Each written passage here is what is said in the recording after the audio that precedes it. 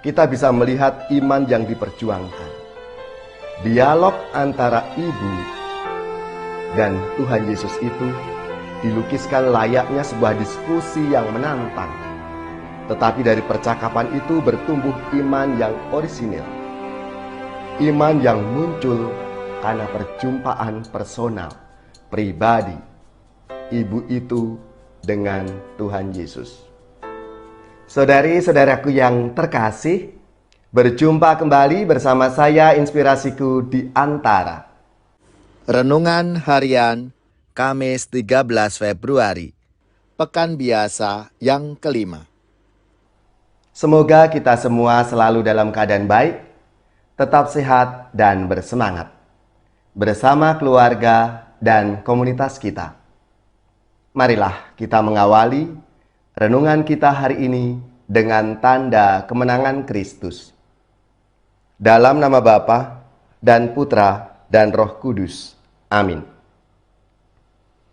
Allah Bapa yang Maha Rahim, kami bahagia karena belas kasih-Mu.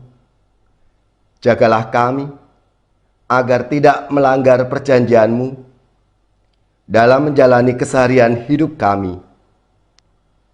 Semoga kami bisa menjadikan dunia ini kediaman yang membahagiakan.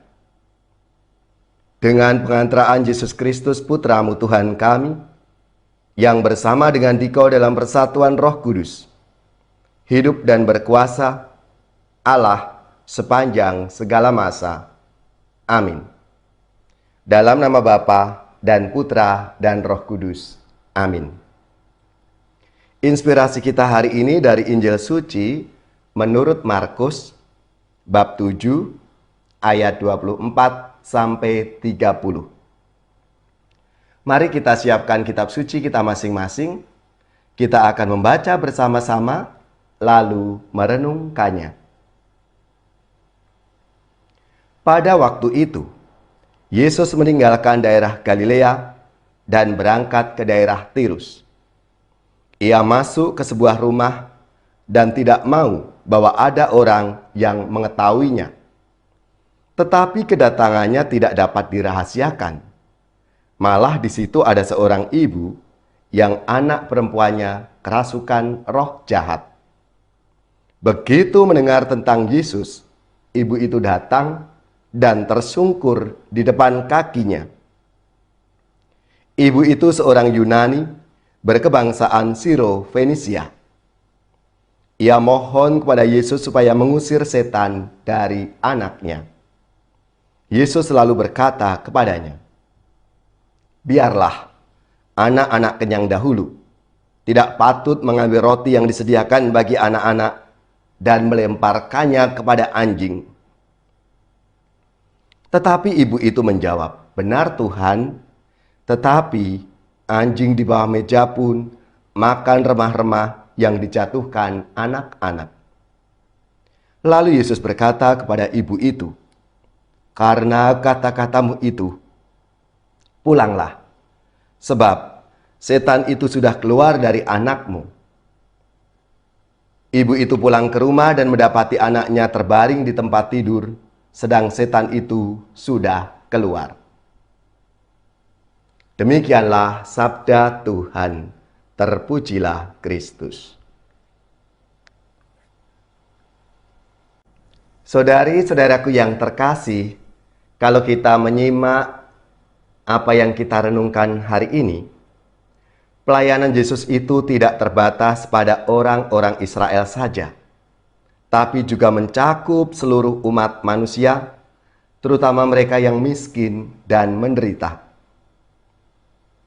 Dalam sabda Tuhan hari ini dikisahkan Yesus menguji ibu Siro-Fenisia itu dengan jawaban yang kurang simpatik, seolah-olah menyamakan ibu itu dengan anjing. Dan ibu itu tidak mundur, tetapi dengan tekun tetap meminta kepada Yesus agar menyembuhkan anaknya. Di sini tampak kerendahan hati ibu itu yang rela menyamakan dirinya dengan anjing. Harapan akan kesembuhan anaknya membuat ibu itu tekun untuk memohon, betapapun beratnya proses permohonan itu. Hal ini juga menunjukkan kepercayaan kokoh ibu itu bahwa Yesus mampu menyembuhkan.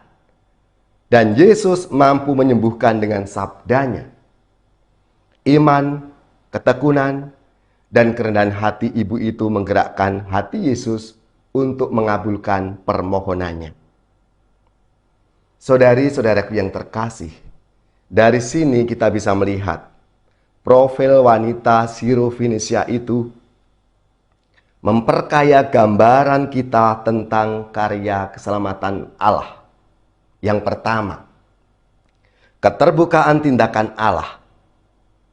Latar belakang Sirofenisia mungkin saja akan memberikan pengaruh bagi ibu itu di dalam kehidupan sosial masyarakat Yahudi.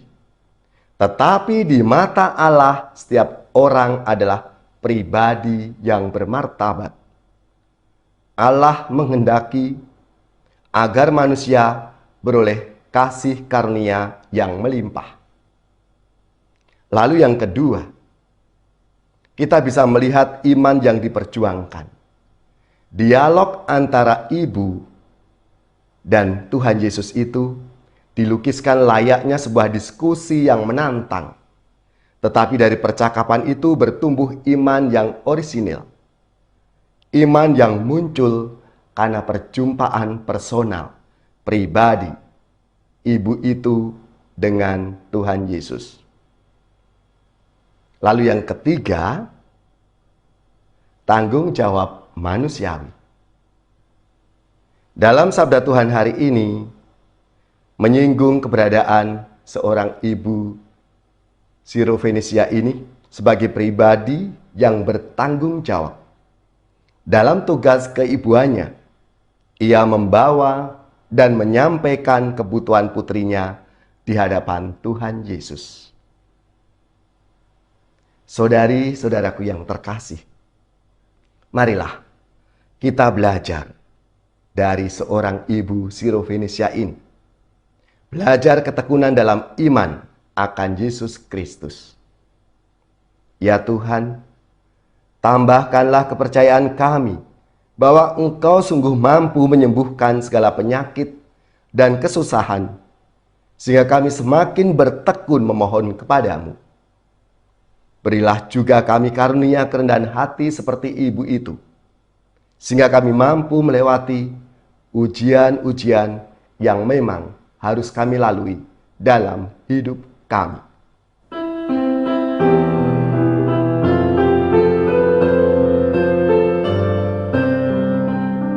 Tuhan Yesus, sembuhkanlah kami, orang buta, orang congkak hati. Dari mati hidupkanlah kami, dari dosa bersihkanlah kami. Tuhan Yesus, tanpa Yesus kita orang miskin. Tanpa Yesus hati kita dingin. Dengan Yesus kita amat kaya. Hati kita akan bersukaria dengan Yesus.